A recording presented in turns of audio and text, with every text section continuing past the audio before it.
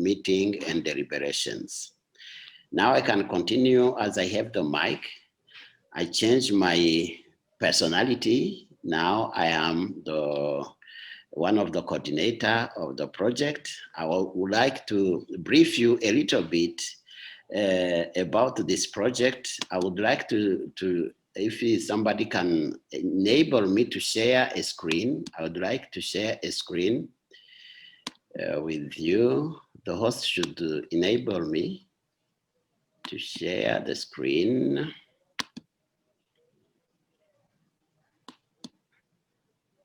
Yeah. Can you do it now? I think so. Yes, I can do it now. Good. Yeah, it will be very brief. I do not know whether you see my slides. Yes, we do. Yeah. Okay, thank you. Today we are launching the first draft of Rwanda Biodiversity Information System. It is a project titled Developing a Freshwater Biodiversity Information System for Sustainable Development and Climate Change Adaptation in Rwanda. It's all about to establish a biodiversity information system. It is a project that has been funded by GRS Biodiversity Foundation, the total budget being $4,058 US dollar, but the GRS budget is around 300,000, as you can see. It is a 3-year project. We started with the planning project, but now we are in full project that started in 1st November 2019, and it will end in October 2022. It is coordinated by these people, and it is a project that is running under the Center of Excellence in Biodiversity and Natural Resources Management under UR, in the financial aspect being handled by the SPIU. I am the PI, Professor is the co-PI. We have a coordinator, Mrs. Deborah Chuzuzo. We have a data team leader, Mr. Jules Mapendo, an IT team leader, Mr. Celestin Bonabucha. This RBIS has come to respond to some critical questions because firstly, Rwanda lacks a dynamic national biodiversity information system.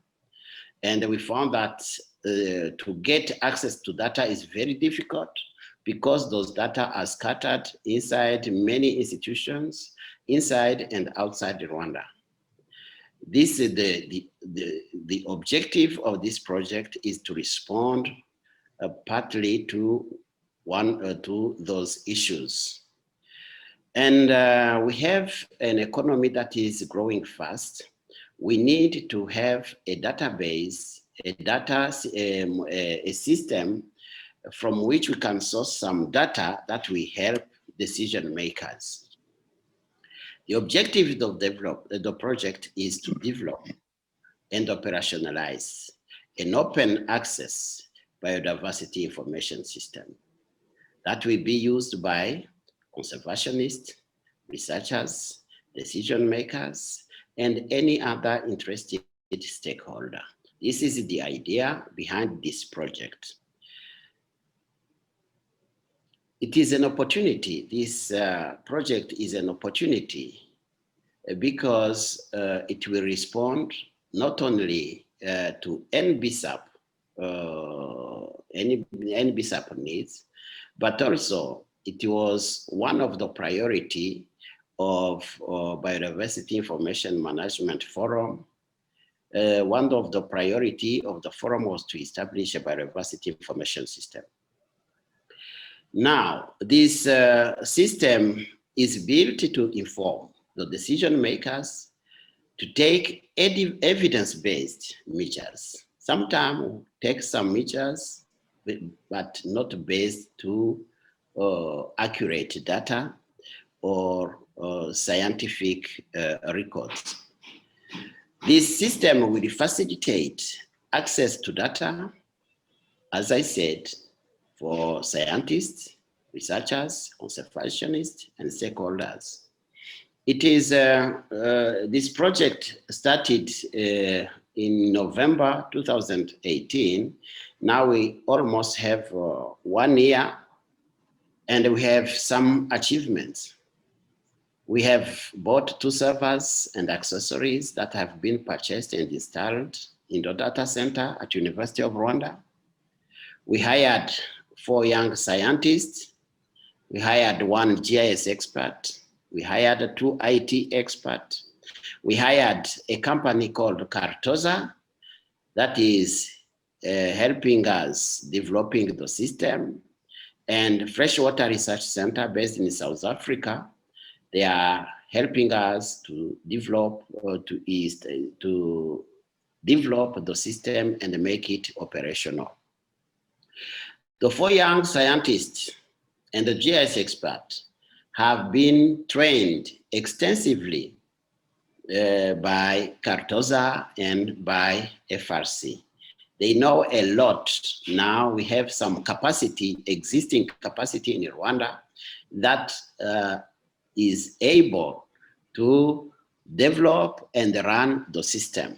We have 2 IT staff recruited from the University of Rwanda in the School of ICT. They got very strong training from Cartoza to manage the system.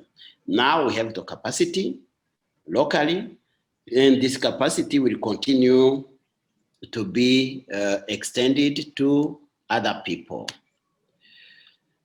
The system now is operational. You are going to see it. And the first draft now is available. It is just a draft. It's not now the full system. We can call it prototype 1, in which we have 4 modules: the ordinates module, the Anuran or amphibian modules, birds module, and the macroinvertebrates module. Other modules are coming soon, like the fish module, the plant module, and the mammal module. I let my colleagues present to you how it looks like, and briefly, this is what I had to say. Thank you so much. All right, great, thank you. If you could stop the screen share. Yeah.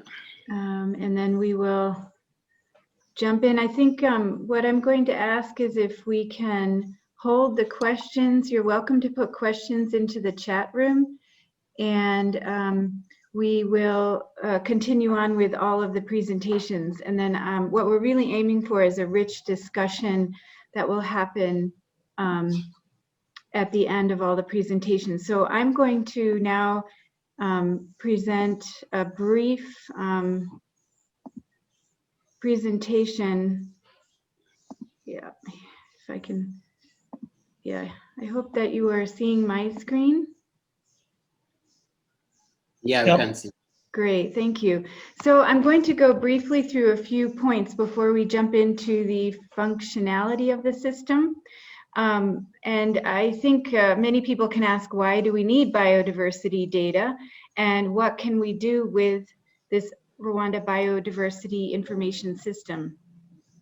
Well, I think many of you working in NGOs and in government in different sectors, you come across the need for biodiversity data. We are doing a lot of efforts in forest landscape restoration in Rwanda. We need monitoring for that restoration work. And that includes biodiversity data, which can be indicators of success in restoration. Much of biodiversity data can be incorporated into evaluating effectiveness of sustainable development achievements. And also for the nationally determined contributions, biodiversity data is implicated there. It's a component of the Convention on Biological Diversity, of course, in terms of our reporting there, and the associated NBSAP. which also asks that biodiversity data are available for decision making. The Ramsar Convention also can use biodiversity data, in particular indicators, to evaluate the functioning of wetlands. We also need biodiversity data when we are embarking on nature-based solutions in order to know what biodiversity are out there and the services they are providing. And for environmental impact assessments, some countries already have been incorporating biodiversity distribution abundance and as indicators. And so far, we've not been doing that in Rwanda, but it's a very interesting aspect to consider. Also, as we're developing the post-2020 biodiversity framework, understanding what biodiversity we have and where and its status and its contribution to ecosystem functioning and climate resilience is critically important. Having this kind of a system can help us interact with GBIF, the Global Biodiversity Information Facility. And finally, Rwanda is embarking on the developing its own Rwanda Biodiversity Management Facility. And we've been having an annual biodiversity management forum together with the Ministry of Environment and REMA. And having the information system is also a critical step in being able to put the data together. And part of this whole process is data sharing. You'll be hearing more about this from my colleagues who will present next. But this system helps you to put your data to good use, and you will get acknowledged for it. And there's so much data out there, as my colleague Professor Elias mentioned. A lot of data is held outside the country in digital and non-digital forms, and having an information system can help to collect that information and make it available. And of course, sensitive data can be protected in a system like this. So I do want to mention briefly about data sharing, because as my colleague Mapendo is going to mention soon when he goes next, that it's difficult for some people to accept to share biodiversity data. And I want to point out that now many journals that you might want to publish in require that you also publish your data set, and it's becoming the global standard to make your data sets available. And again, they can be protected and firewalled in certain ways, and there are many data depositories out there right now. And we're going to be having a talk next week in our weekly seminar from Dryad, Executive Director. Dryad is one of many data digital repositories which really focus on making data available. And if you go to their website, it's really interesting to see their philosophy and how they handle these data sets. So that's sort of the premise that we're going on here, and I hope many of you can join that seminar next week. And so I also want to mention that there are many data portals, also web portals or geoportals, they're called right now in Rwanda, related to wetlands and water quality. And we've been very interested in ensuring that the Rwanda Biodiversity Information System will be compatible and complementary to these other systems. So it is important to think about how these different portals can be valuable and their purposes. And you'll hear a little bit more from the IT team about how we are planning to allow those systems to talk to each other. And I also want to mention that in the whole process of doing this, we are creating a community of practice. And what this means is that we are interested in having people trained in data management, data formatting, in also collecting the data, and then in data users. So every aspect from start to finish of how this system is put together and what it is based on. So all the training that we have been getting, we have plans to scale that up and bring it to stakeholders and other community members. And we will be doing that through the Biodiversity Information Management Forum, the BIMF, and other events that we're going to start hosting We may start hosting them remotely like this meeting, but eventually we hope to have some in-person training sessions with you, because we know many institutions have data technicians and geospatial analysts, and we want all of these different stakeholders to be involved, as well as the end users of the system. And I want to mention briefly about the system that it's really an interdisciplinary effort, as you saw Professor Elias mentioned, and we're always interested in working with other partners. And we also are going to now be showing you some of the functionality, but again, this isn't finished and it's really in a prototype stage. I like to say that building a information system is as much of a technical and ecological endeavor as well as a social endeavor.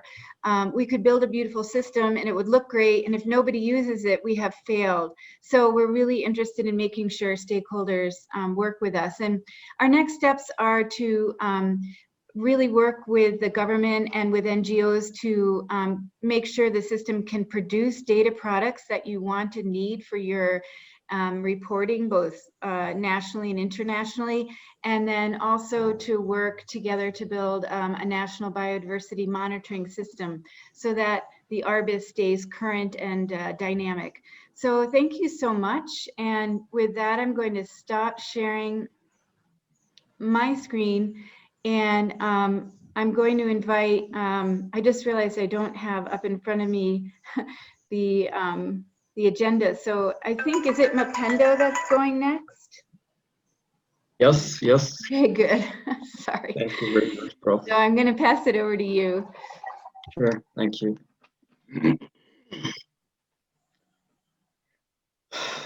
Hopefully my screen is on. Can you see my screen? Yes.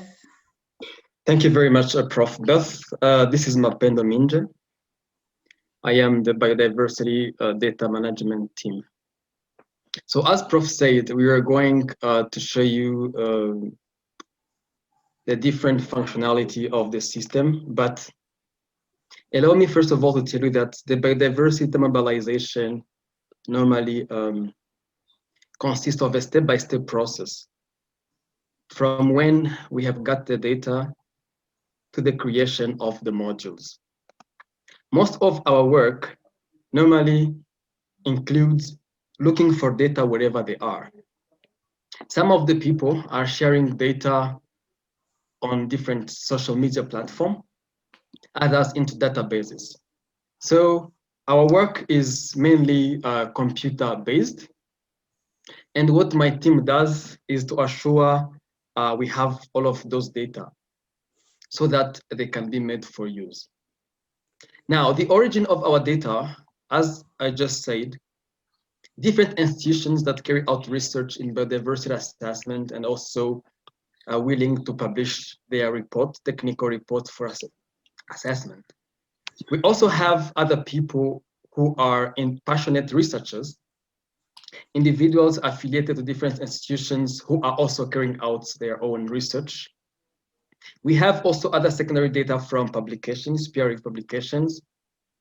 And we also have data from different databases, such as the Global Biodiversity Information Facility. However, when we have got the chance to approach the people here in the country or elsewhere who are having biodiversity data, one question always comes to us: why should I share my data to you? This has been really a very strong challenge to us, because we are explaining the significance of the RBIS, which is really obvious. As Prof just said, why biodiversity data is really important for monitoring the freshwater ecological system health and status. Another strong challenge is when we have this chance to get the data from all of these different origins, data is coming from different formats. And sometimes people who agree to give us data, they delay. They take long to give us the data. We know really, surely people are very busy. And when they agree to share us their data, we need to continuously make a follow-up to assure we have the data we have already requested. Data handling. After we have already received data from the different data holders, the next step is now to assure we have data in the correct format. As I just said, data is coming from different people, hence different formatting. So we have standardized templates that follow the Darwin-Coa standards. The Darwin-Coa standards is nothing rather than a list of a glossary. These are terms that are already standardized, and we assure that filling the templates, we read the records which the data holder have given to us one by one to assure we re-enter data into these templates. This is a very intensive work, and we are really happy to carry out those tasks. So the data we are receiving from different people, we enter them into 3 templates. The first one is the taxonomic master list, which simply shows all the species which actually belong to a particular taxon group, which have been collected at the different sites. And each taxon group, if, for example, it's fish, birds, amphibians, and etc., plants, or etc., will be having its own master list. And after that, the taxon master list is complemented by a metadata sheet. This is a second template. This one, a metadata, is the data about the data. There we go and we request an in-depth information where the data provider gives to us detailed information concerning the data that was collected. For example, why did they collect the data? What was the purpose, of course, who collected the data, who owns the data, so that we can keep in mind the copyright issue, because we acknowledge the author or the holder of the data once we mobilize data into the RBIS. So here on my left, on my right side, you will see I have a detailed list of bullet points. These are the columns that we use in order to fetch data from the data holders. Beside the taxon master list, here is an example of an Excel sheet that we have already filled data for, then this one is for amphibians. The third, after the metadata and the taxon master list, we have the occurrence data sheet.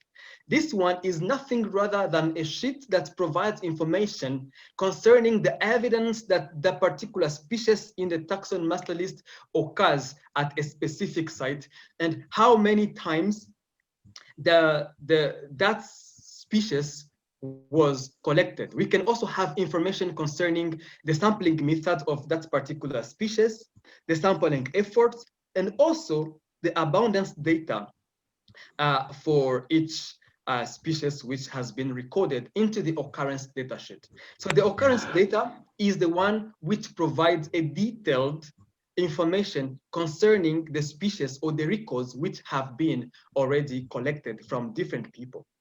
However, sometimes depending on the objective of a scientist or a researcher's purpose to carry out research, sometimes they can also collect a number of abiotic data.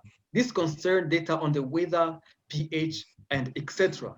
So when we get lucky to have this data, we also record them alongside these other records. On my next slide, I have an example of an occurrence data sheet.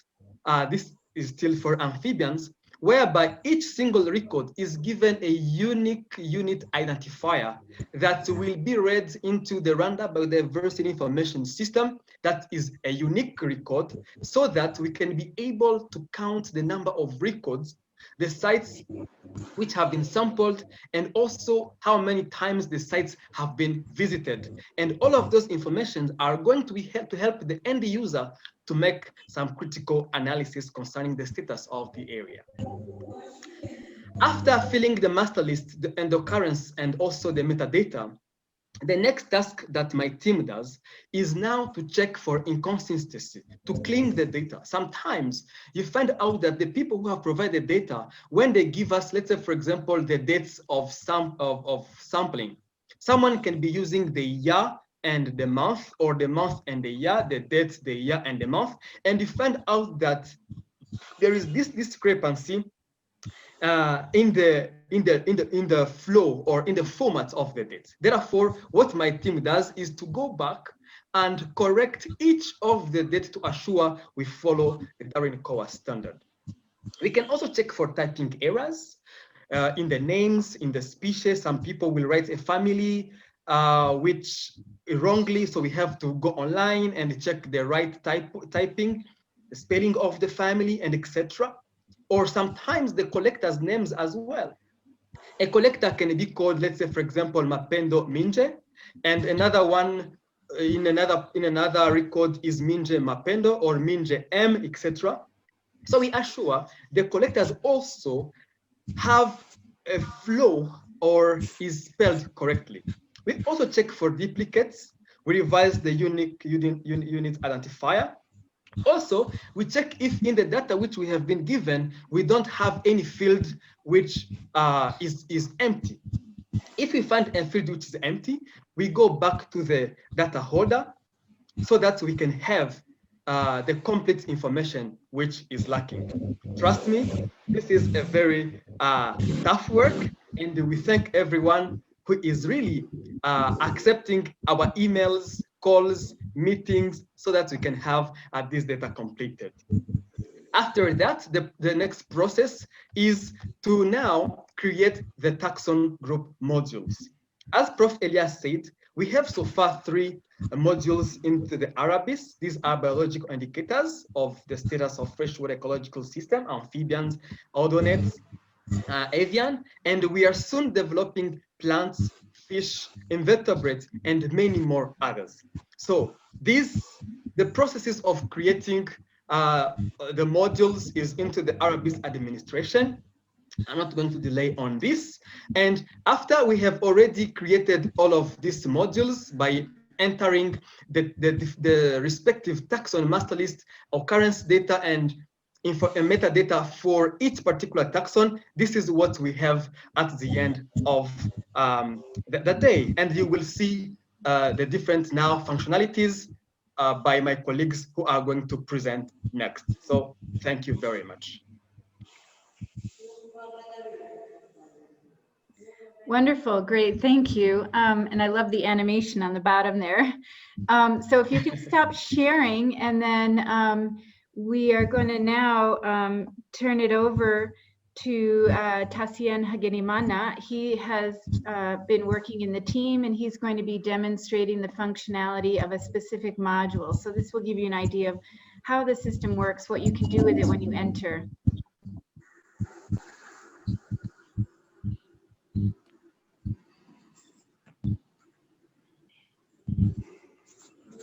Hello. Hello, Tassien. Yeah, this is Tassien. I am a biodiversity data manager of the Center of Excellence in Biodiversity and Resource Management. And what I'm going to do is to explain you how anyone who is interested to access our data and how to download our data, how he or she can find it. This is, sorry, okay, there we go.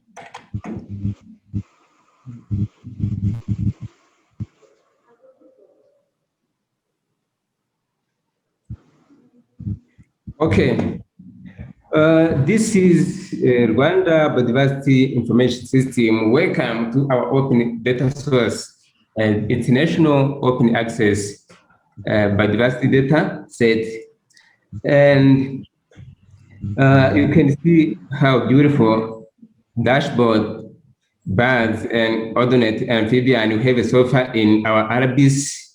And as my colleague said, we are preparing other models, including algae model, mammals, and plant model, and fish. Yeah.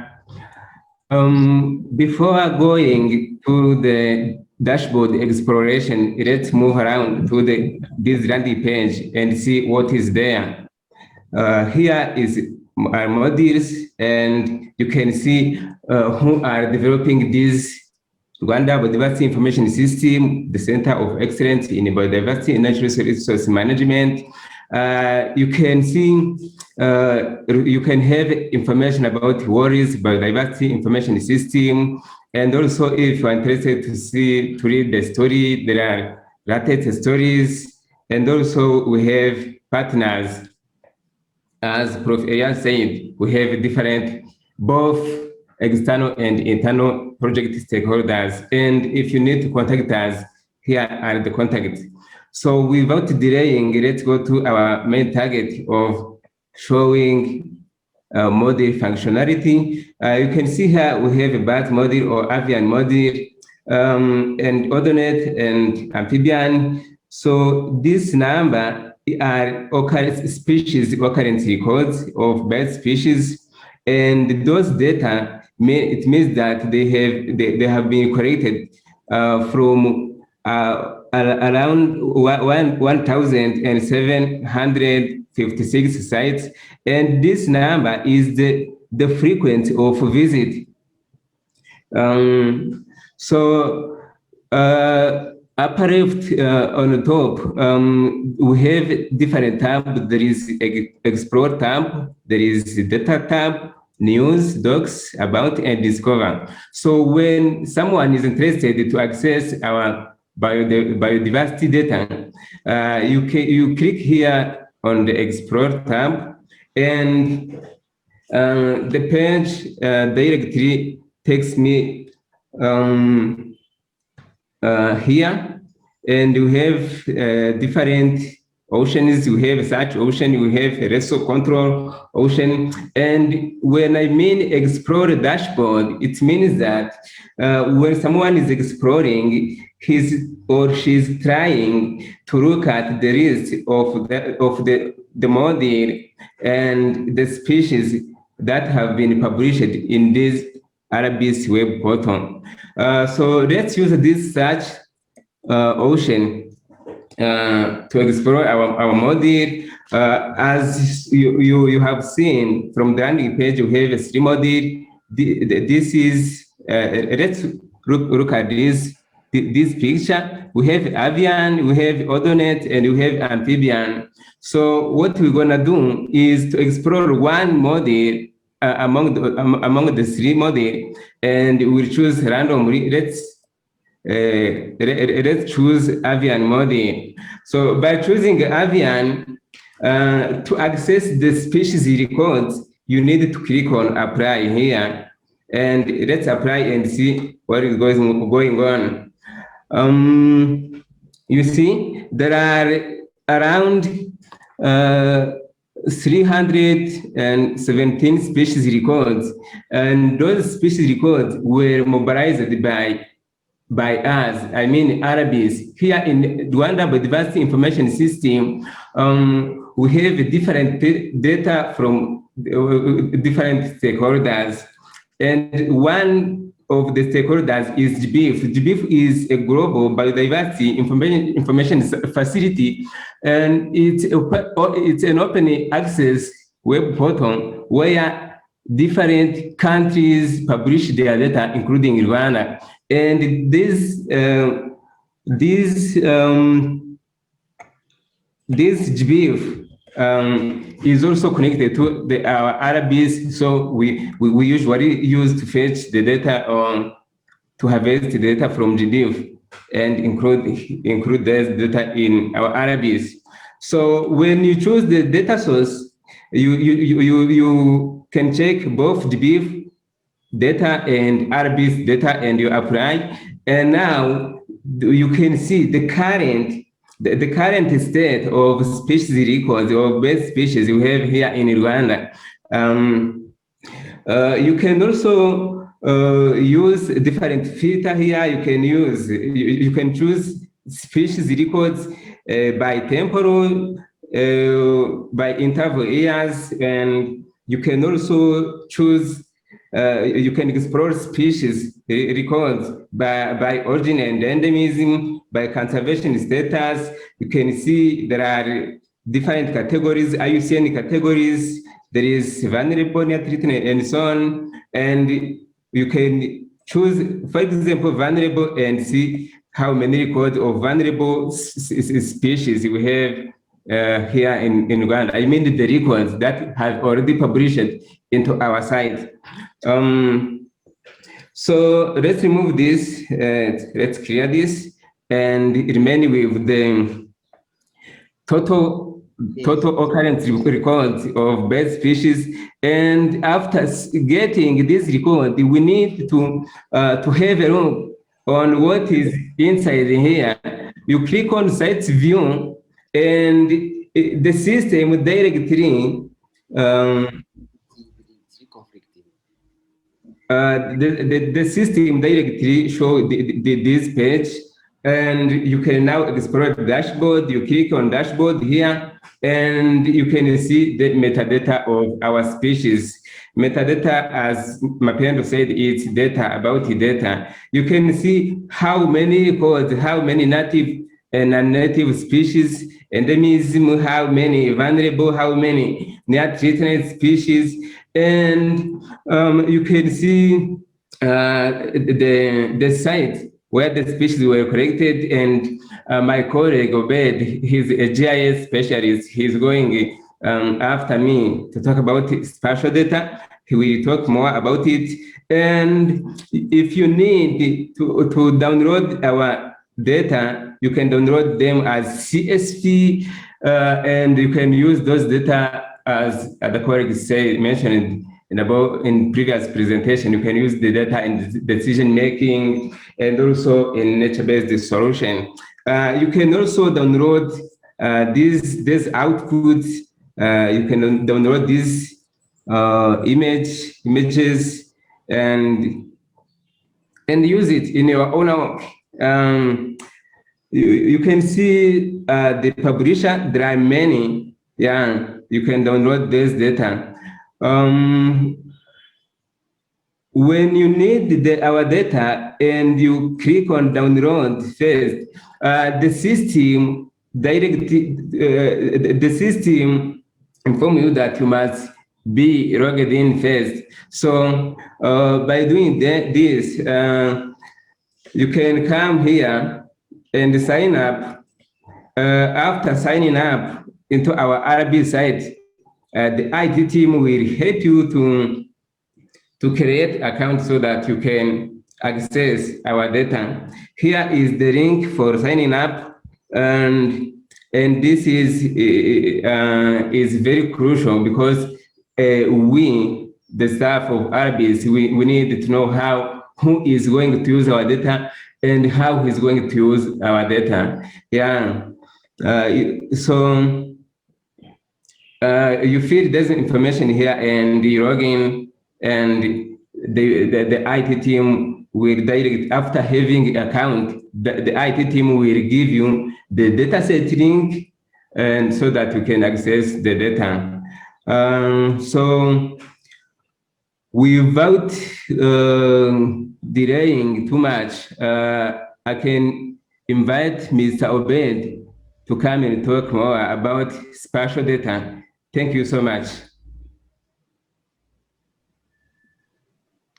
Great. Obed, you can, if you stop sharing, Tassian, Obed, you can take the screen. And thanks to the people posting questions. Keep them coming.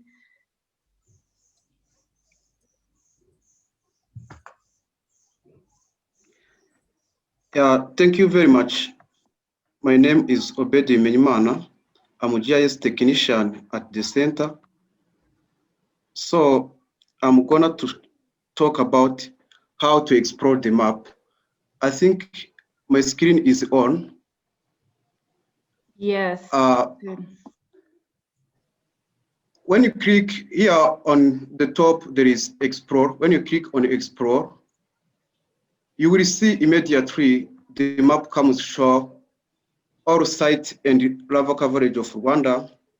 This is all sites sampled in Rwanda and lava coverage of Rwanda. Unfortunately, as here there is the name which is displayed is the former name of province in Rwanda. This is the issue caused with the base map which is used per now, we are struggling to update those names by cleaning the updated name. Very soon, we will upload the new name of Rwanda. On the left, looking on the left here, there is some functionality of toolbar. We're starting on functionality zooming. You can zoom your map, and we can zoom out your map. Next down, there is search bar. This allows to search the record for a filter record. I will focus about the filter record. I will come back after this. The next down, there is lesson control. This allows to draw the polygon around a certain site which you are interested in. For instance, you are interested to know the site which is located in Kigali city. Let us take an example of Kigali city. Click on lesson control, then draw. You can draw the polygon around the site which you are interested in. After clicking or after drawing this polygon, you can update search and you get the more information about the sites. You saw that there is 3 sites, and on those sites there is 44 taxas. The next down, there is layer selector. This is the set of spatial layer which can be turned on or turned off for visualizing. Here we upload around 24 layers which can be visualized, and you know the situation, how it is. For instance, you want to locate National Park of Rwanda. This layer can be turned on by activating the layer. When you activate the layer, this is the National Park of Rwanda was displayed. At the same time, you can activate more than one layer for visualizing. Maybe let me turn on agroecological zone of Rwanda. This is the agroecological zone of Rwanda. In case you can be confused with this color, it is very easy to explore the legend and you interpret what does it mean each color. When you click yellow, this is the legend where the red color shows Buberika Highland, and you can continue to interpret it with this. By uploading this layer, even you can explore the more information about the layer, where it comes from. For instance, when you click on I, there is metadata, the background information of a layer. This show where the layer comes from. And then after this, there is locate option. This allows to locate by entering a coordinate. For instance, you want to locate the site, and you went on the field, then you collect a data which has X and Y, longitude and latitude. You can come with your coordinate, then you locate your site by entering the coordinate X and Y, and you know, and you get where the site lies. The next down, there is print a map. This, when you click on print a map, automatically direct, when you click like this, it's automatically, you can save and download your map for visualizing. The lastly, there is bezel map. For here, we use different bezel map. Per now, we use terrestrial image. Even you can change and use satellite image for visualizing how the satellite image looks like. And then even you can use S3 map. Those are the bezel map which can be used. Let us come back on how to use the search bar. This search bar allows to know the filter. I'm focusing on spatial filter. When you click on spatial filter, for instance, have administrative boundary of Rwanda, and you want to know how many sites sampled in all province of Rwanda. If you are interested to know the number of sites sampled on the all province of Rwanda, you click on the administrative boundary, then you choose Rwandan province, and then you apply search. This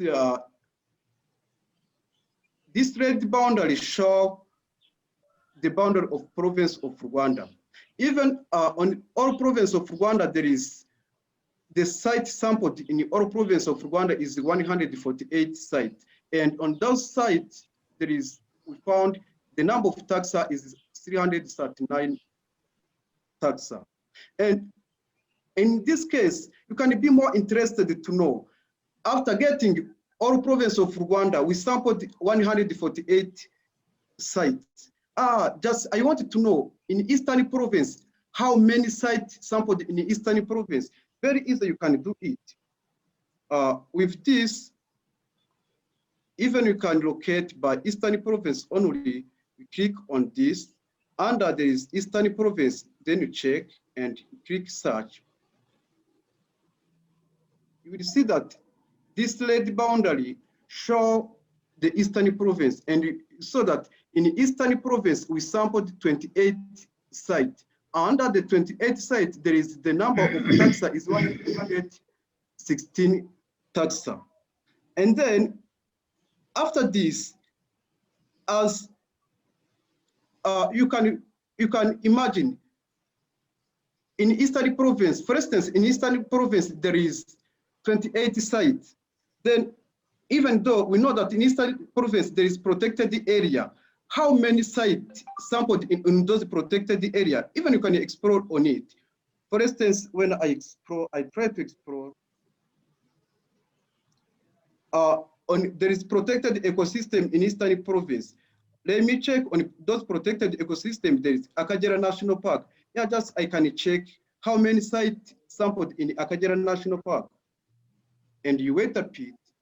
This is where Akagera National Park is located. And you will see that in the Akagera National Park, there is 15 sites, and the number of taxa which is exploited is 47 taxa in the Akagera National Park. Even by as our main purpose is fresh water, you can ask yourself, we approach four level of catchment in Rwanda. There is catchment level 1 and the catchment from catchment level 1 up to catchment level 4. We know better that from catchment level 1 is where we found the biggest river in Rwanda. And you can imagine how many sites sampled, for instance, in Rusizi River catchment. Yeah, just you can explore it by clicking this. This is the Rusizi River catchment. Then I click search, then I make search. And you will see that, but let me try to zoom it. And you will see that on Rusizi River catchment, we sampled 12 sites, and the number of taxa is 45 taxa. Thank you very much for your kind attention. This is what we did as GIS, how to locate those sites. And this we continue to approach other layer. Your comment is highly appreciated. Thank you very much. Great, thank you, Obed. So now we're moving to the last few presentations. We have a presentation now from the IT team. I called it Behind the Scenes in the RBIS, and we have Celestin and Bonyabucha and Pelin Mutanguha. They are part of this IT team. So I'm going to turn it over to them. Welcome, Celestin and Pelin. Okay. Thank you very much, Beth. I'm pleased to present to you about the RBIS system. Let me put my presentation here.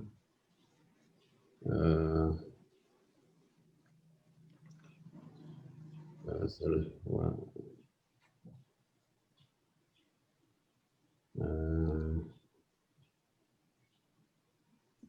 Come on, you're the ICT people. Yeah, it is challenging sometimes. Imagine what it's like for us. And we most of the time do for many people, and then sometimes the fails us. And how I go this with this? The share screen at the bottom, is that working for you? I can see, okay, the Zoom, then the meeting here.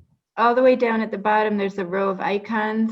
If you put your cursors there, and you'll see one in green called share screen. Share screen, I got it, and then Alt, yeah. this, then I share. Okay. Good. Now it is visible my screen, right? Yes. Glad. I'm saved. Okay. Thank you very much. We want to present to you what about the platform what we developed, the RBIS platform, how it is, the architecture behind the scene for the system to run properly. We have the architecture which shows the main parts of the platform. If I start from the left side, we have the back end systems that allow the system to be accessible and interactive to end users, where we have the server that manage information related to geo information data. We have a database that allow to manage data from what Mapendo was presenting. And then we have here the part that allow the integration and the data collection from different systems, where we have the APIs. I will be explaining what is API. And then the modules that have been developed so far. Previous presenters have been talking about them. And then to have this system accessed, we need internet and then the end users. This platform will have different type of end users who work together to make sure that the platform works properly. For the sustainability of RBIS, which is a major one of the challenges, how do we make sure that the system which is developed is sustainable? We try to make sure that the biodiversity system will include many modules. From the presentation of Professor Elias, he has talked about that one. And to make sure that the system is accessible all the time, the system will be hosted at University of Rwanda, where we have 2 servers bought by the center.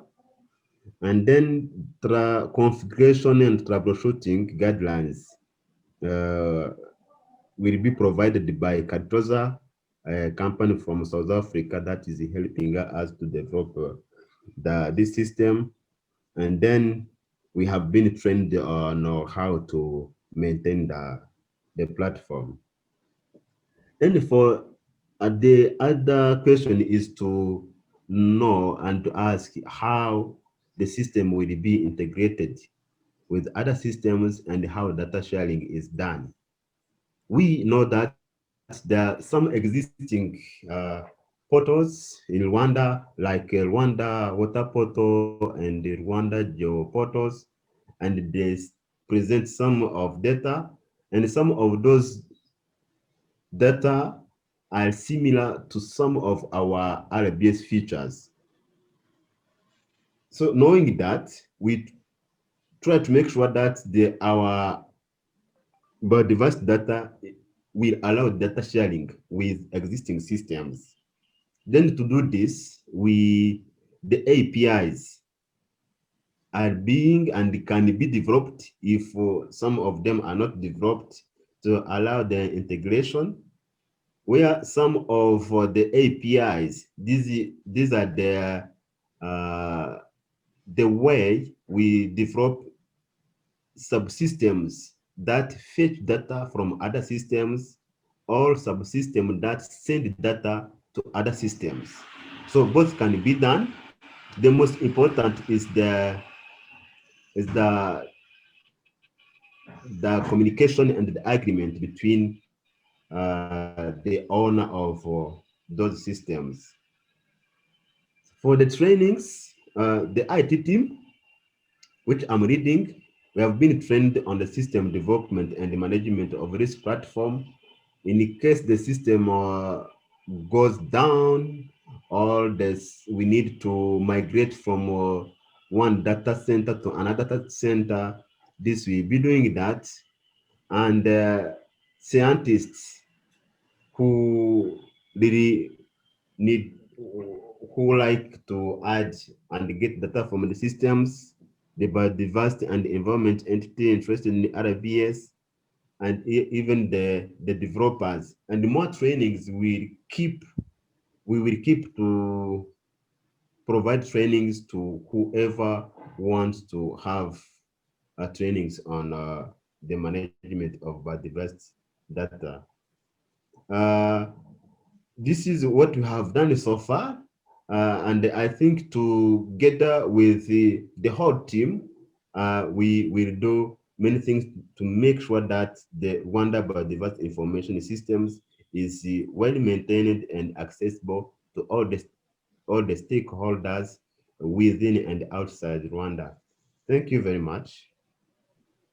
Great, thanks so much, Celestin. If you want to stop the screen share, and I'm going to invite our colleague Deborah Chizuzo to present.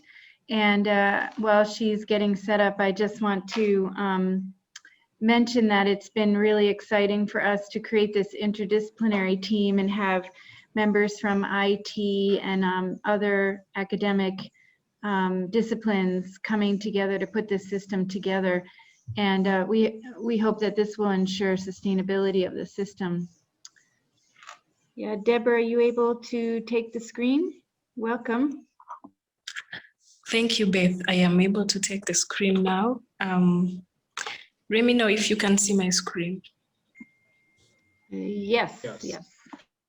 Okay, so thank you so much. My name is Deborah Chizuzo. I coordinate the activities of this team. So I want to take you through the partnership we had to enable this Rwanda Biodiversity Information System. So we categorize the partnership into three. The first is system development and data sharing, then stakeholders.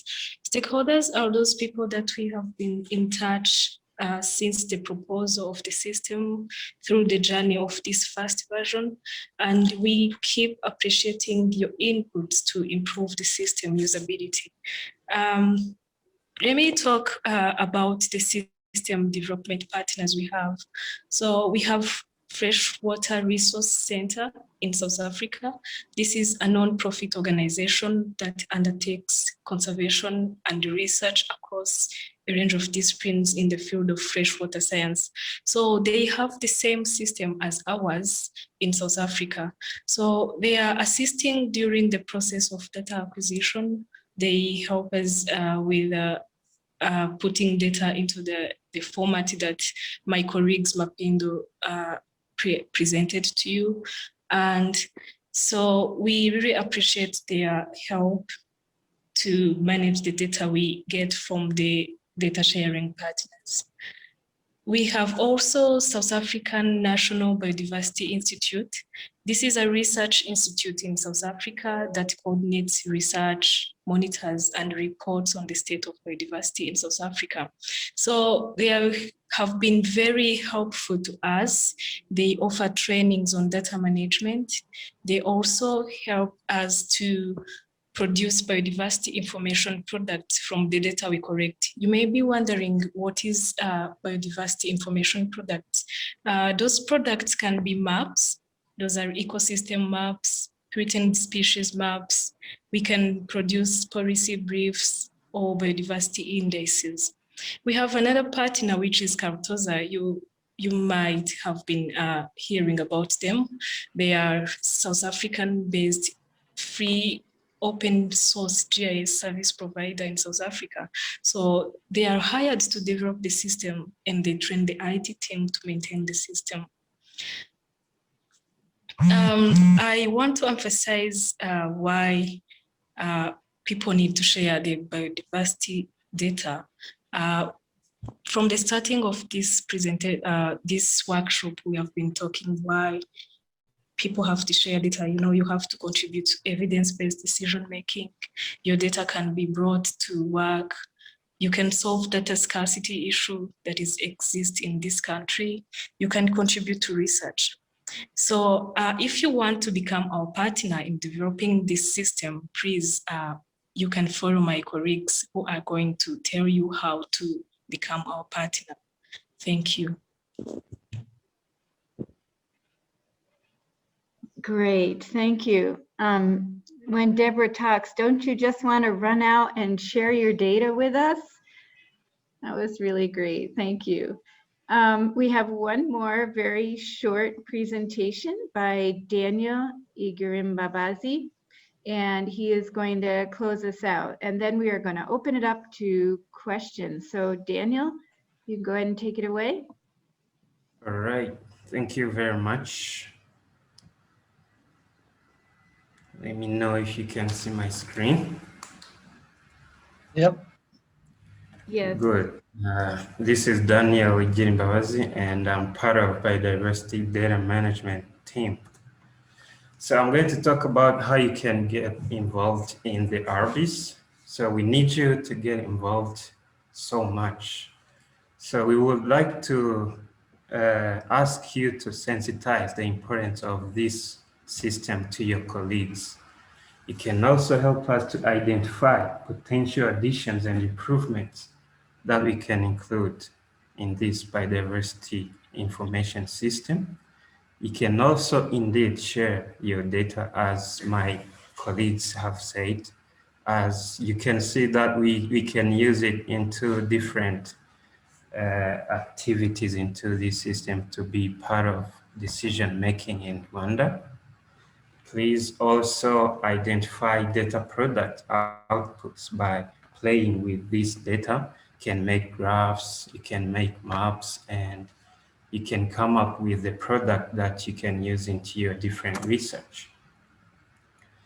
So the RBIS team will make sure that your data is put into good use, and it will be part of decision-making as well as climate change predictions in Rwanda.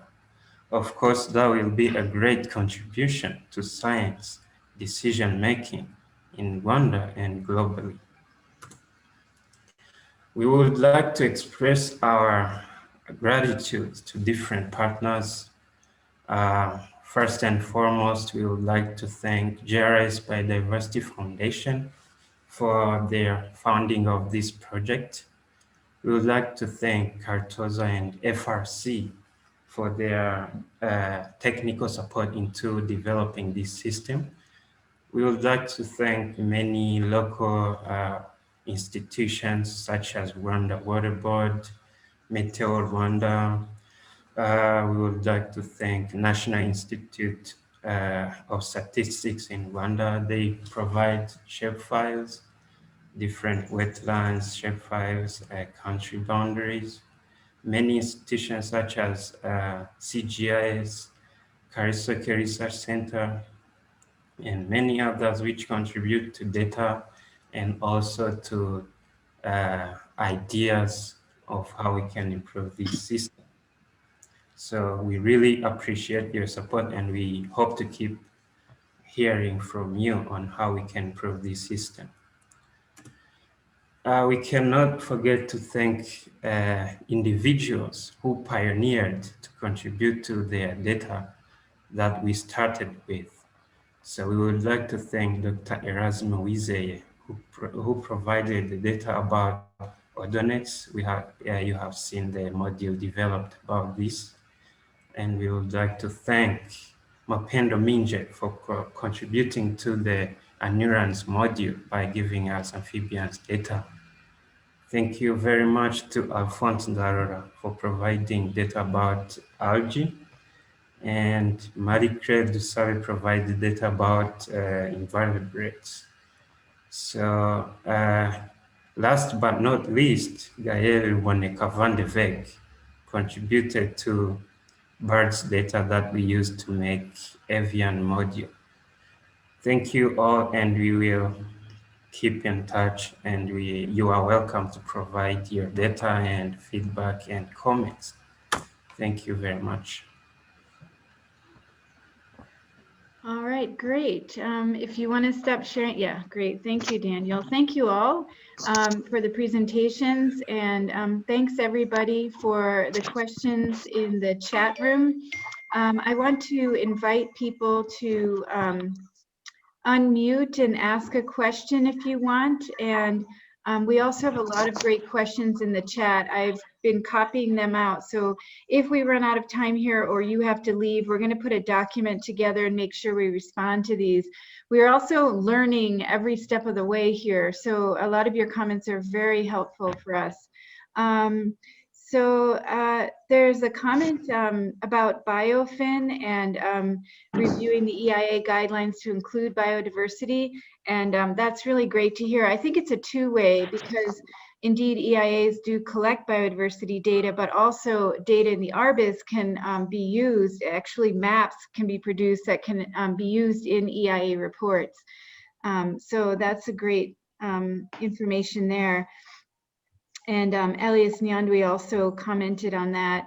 And then let's see, we have, EIA processes. So that's great to hear, because we really need to develop the use cases or data products, as Deborah talked about. So we really need to hear from stakeholders about how you need to use data and how we can adapt the functionality to that.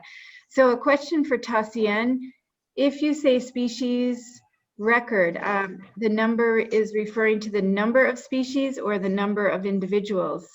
Tassien, do you want to answer that? Okay, thank you so much. If we say species records, it means the total number of individuals. Yeah.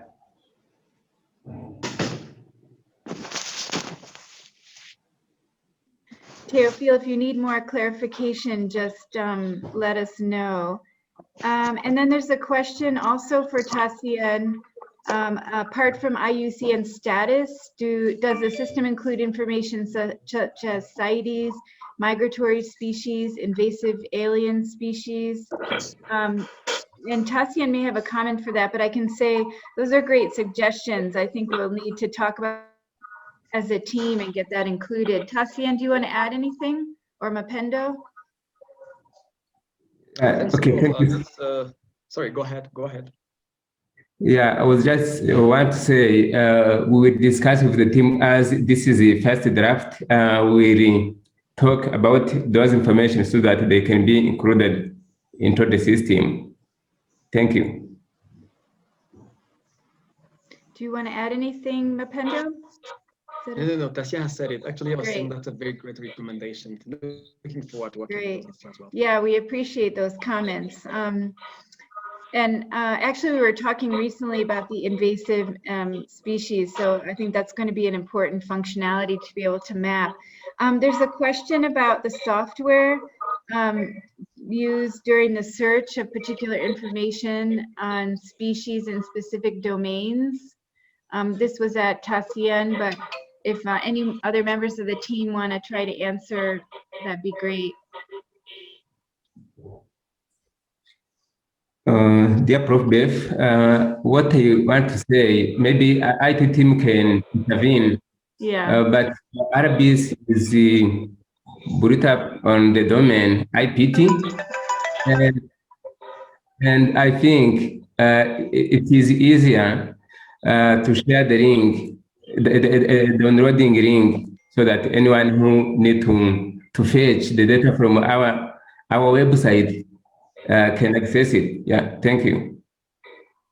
Celestin, do you want to add anything?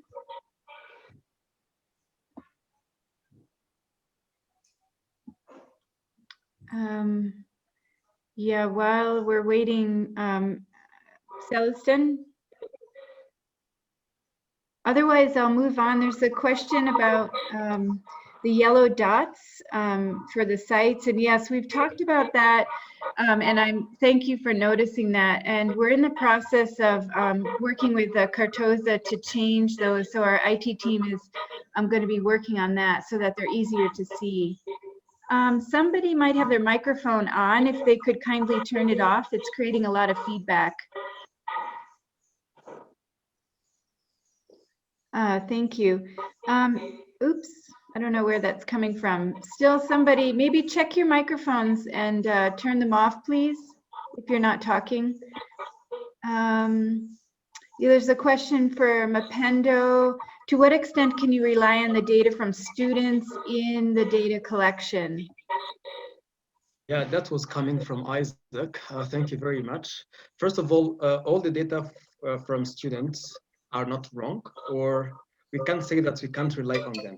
But however, as students are working with experts, different supervisors, our team has to collaborate with the supervisors to understand better how reliable the data are. And once we find out that the data are reliable, we use them.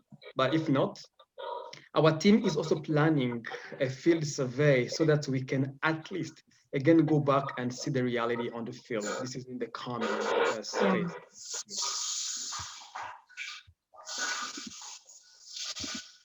Can I add something?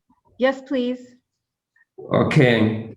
In addition to what Mapendo said, the team will plan a training so that the people from different institutions here in Rwanda and the students will have information about data sheet which is suitable for our RBIS data, and we will make sure that they have information about DAWINCO.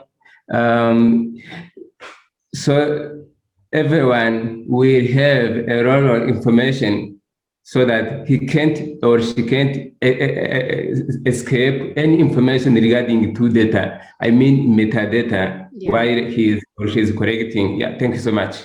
That's great. Yeah, thank you. Yeah, and we hope that you'll stay tuned. We'll be setting up those trainings soon. Then there's a question about the possibility to link this database with IUCN and Red List database, as it has more advanced data. And I think certainly maybe other members of my team have comments. I think we're really working with Pelin and Celestin and the IT side to ensure that we can have the different databases and even the portals, as I mentioned, be able to talk to each other. But thank you very much for that comment. That's something we definitely need to look into. If any of my other team members have a comment, jump in. I wanted to mention that as Tassian said, we're going to be looking at returning to some sites, some key sites where we have bioindicators. And Arcos Network has done a lot of work on this already, and we'll be collaborating with them to do this.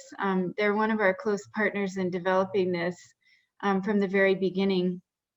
There's a question for Obed about the map, that it doesn't show Gishwati or Gishwati Makura National Park. Obed, do you want to talk about those base layers, the spatial layers? Yeah, thank you, Prof. Beth.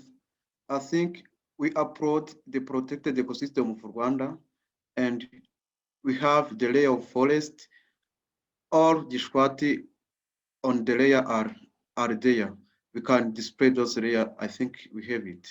Yeah, I think I saw it. What happened is the province names were over it, so it's a matter of which layers you have clicked on or off when you're visualizing. And then there's a question about the development of the plants database, and I think maybe Mapendo can address that.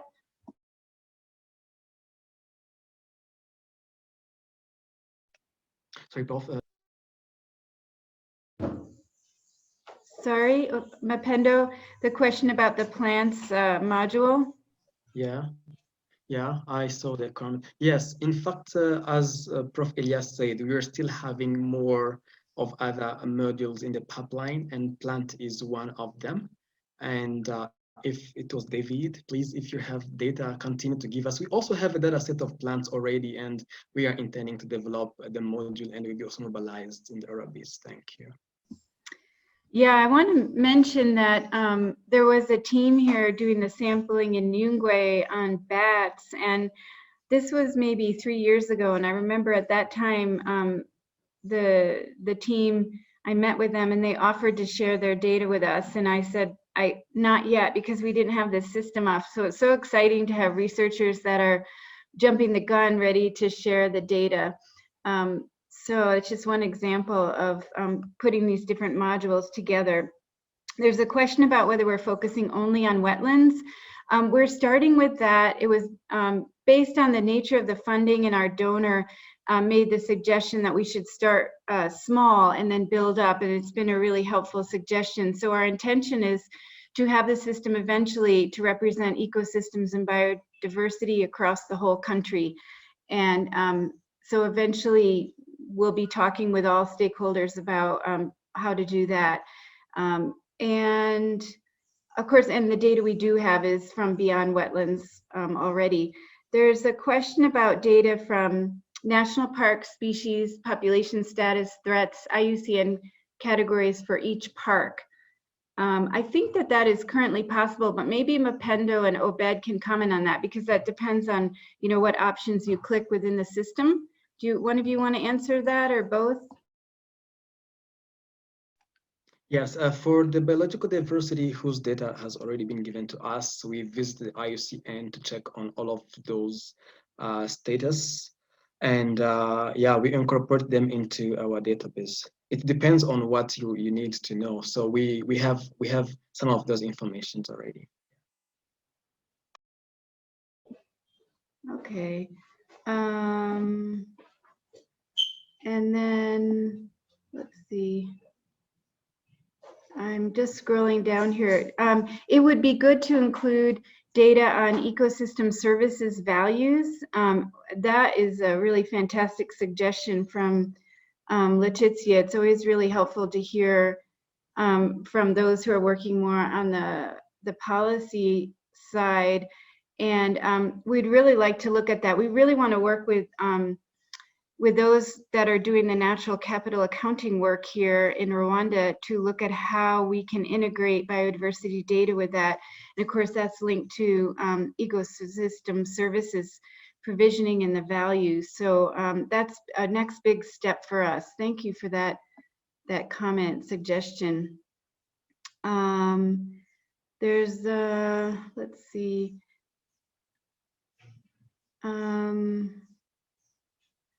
Yeah, there's the question about the plants, and then, you know, and feel free, anybody, to jump in, to unmute and jump in. I'm trying to scroll down here to catch new questions. Let's see. There's a question if CGIS is involved with us, and yes, we started from the very beginning working with CGIS. So I don't know if Maurice is still here, but Maurice from CGIS worked with us from the very beginning, and then he went off to do his PhD. Oh, there he is. Hi, Maurice. You're in Denmark. Yeah, hi, Yeah. Yes, Maurice I'm in was, Denmark. oh, great. Hopefully you're staying warm. Yeah. Good. Becoming So warmer. Maurice got us started and was an incredible team member from the very beginning. And then when he left, he kindly took a lot of time to train Obed, who we have now. And Obed got to work side by side with Maurice and ease into working with us in building this system. And so that's how we really want to see doing this, so we have sustainability. I don't know if there's anything you want to mention, Maurice, from your experience on this. And not much. Everything has been presented by the team, but yeah, it's an excitement to see how it's going, and the collaboration between everyone. And I hope that we continue to understand that it's really relevant to share the data and get them used for decision making. But yeah, we are in a collaboration at CJS Center of Excellence. and yeah, we invite everyone to be part of the project. Yeah, thanks a lot. Thank you. Thank you. And yeah, Parfait, who I think is in Sweden working on his PhD, he's got a great comment here about how do we plan to build internal capacities to sustain the system? And that's a really excellent question. It's something that we thought about from the very beginning, and it's why we are spending a lot of effort on training a team internally. So we are not you know, farming out or consulting out any aspect of this work. We're working with some institutions that are helping to train us. So Helen Dallas and her team at Freshwater Research Center in South Africa has been incredibly helpful. And then also Cartoza, we have weekly meetings with them. And we're really committed to building a community of practice here. And because the center is located at the University of Rwanda, we are really lucky to have a real breadth of expertise. And so we work across disciplines to train people in different aspects of the system. And we just hope that we can keep growing this way. And also because the center is essentially a consortium with nodes and partners, we see this as working together with all the other institutions. So we want to have as many people as possible trained in, you know, as Mapendo has been mentioning, in TACIEN, in using Darwin Core Standard, and in the value of sharing biodiversity data, all the way to the different kinds of data products and the spatial layers we need, so that through the Biodiversity Information Management Forum, which should happen every year in Rwanda, then we can come together as a community to talk about data sharing and data use and data products that can be developed. I'm going to keep scrolling down, looking for some other questions. And please jump in if I've missed your question. There's a comment here, the base map should be customized so the map is more readable to reflect the type of data. I don't know if Obed wants to comment on that.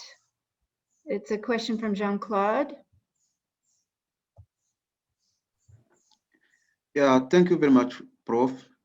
About the base map, we are still searching the updated base map, which is readable for us. And we propose to change the site pins, the site into pins. Instead of presenting the site by using a dot, we'll use pin in order to be readable. Thank you very much.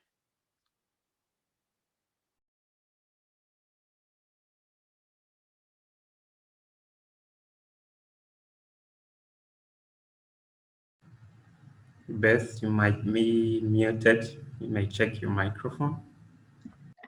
I think that's really a characteristic of this pandemic is you are muted, unmute. I don't know how many times I've just been here talking to myself. So there's a question here from, or a comment from Philippe Quitonda at Rwanda Water Resource Board. I think we need to add layers of water bodies to know which taxa are fresh water. And that's a great comment. I think some of that is there in some of the spatial layers, but we need to work on that. And from my team, feel free to jump in if you want to comment. Helen also mentioned that, okay, in RBIS currently we do link to IUCN site, yeah, where we get the conservation status, but we do need to create the link to take the user to the IUCN website. Thanks, and I think Mapendo also talked about how we refer to IUCN status. And then, could one who wants to get professional skills in this field be able to access training? And yes, that's one of our goals. Again, kind of referring to the comment that Parfait made. We want to get a community of people trained in both the data cleaning and data formatting, and then also using the system to create data products.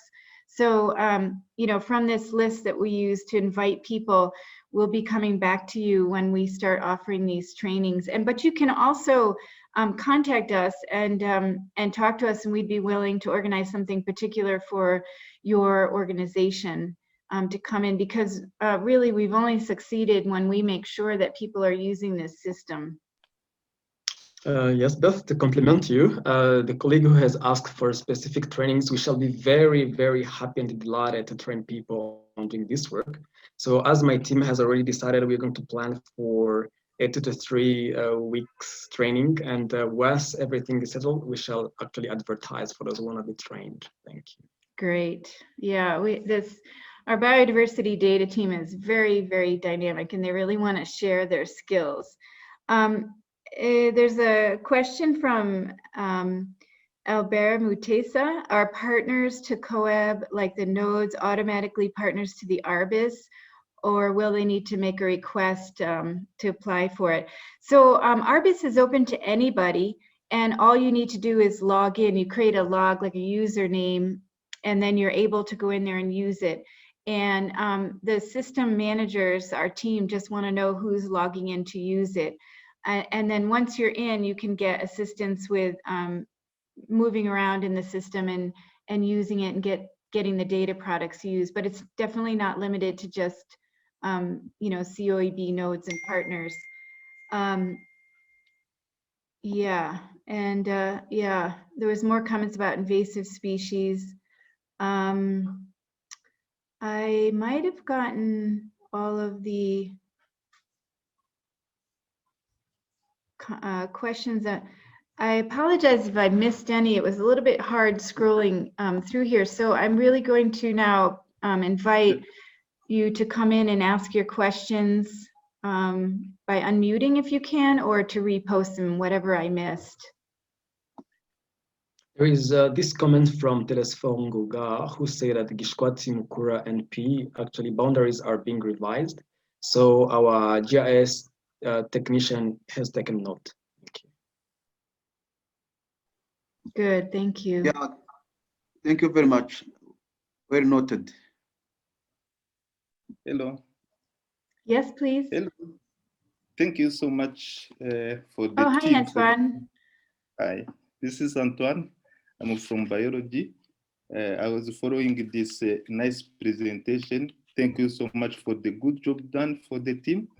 I have only a small question, and I don't know exactly if maybe I don't know the system, if they already included the place or where the data, molecular data, can be included for characteristics. Wow, that's a really interesting question. If available. Yeah, available. I wonder if, I'm sure that could be included in metadata and a link to, if there's, I'm thinking about like barcoding activities. I wonder if Helen Dallas, are you still here? Are you aware of information systems using that? Hi, Beth. I don't know of any at the moment offhand, but obviously perhaps Antoine could expand on the sort of type of molecular data he was envisaging, because I'm sure one could create those links just like we do with IUCN, which could take you to a species directly to an existing database anywhere in the world, really, if we make the RPAs talk to each other.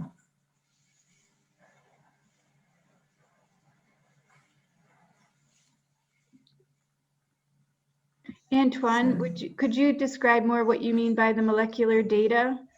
Yeah, did you remember about, for instance, I'm thinking about the last one we had this during the seminar. Leon's presented a nice paper, and it's from his research, and it's about I think he did a molecular characterization of one Lepidoptera or whatever like that. Leon's, yeah, I think it was Leon's.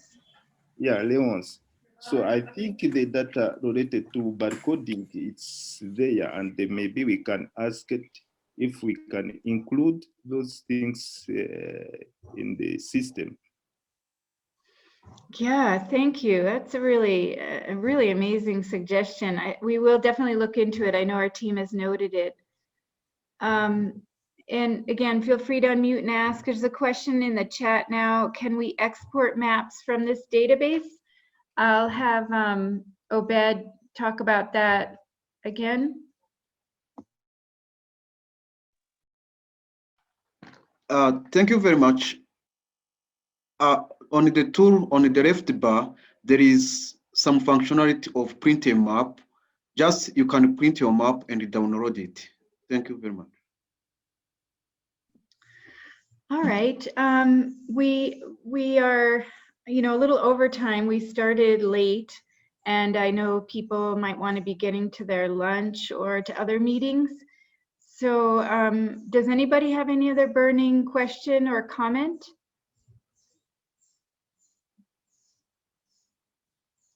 If not, I would like to ask my team if you could open up your video and just to say goodbye to everybody.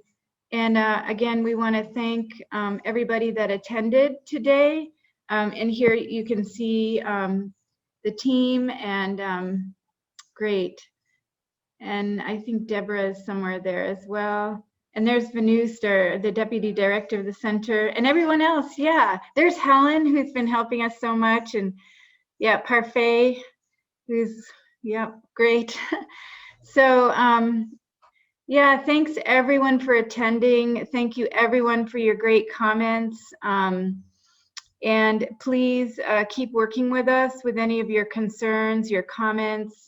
We really want to make this system respond to your needs as an individual, as an institution, because that's the way we know that it will really be used. So thanks so much for your attention, and stay tuned. We'll be sharing the questions and the feedback and the recording from this. And stay safe, everybody, and stay well, and enjoy biodiversity this weekend, wherever you are. Thank you. Thank you. Well done, everybody. Bye. Bye. Well done. Thank you. Hope to see you on sharing your data with us. Yeah.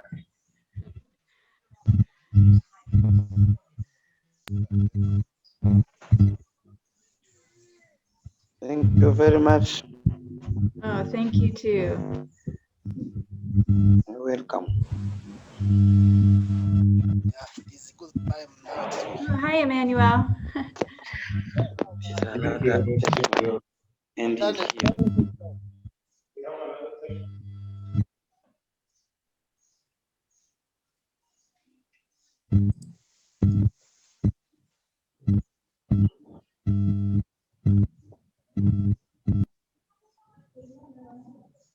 Mm.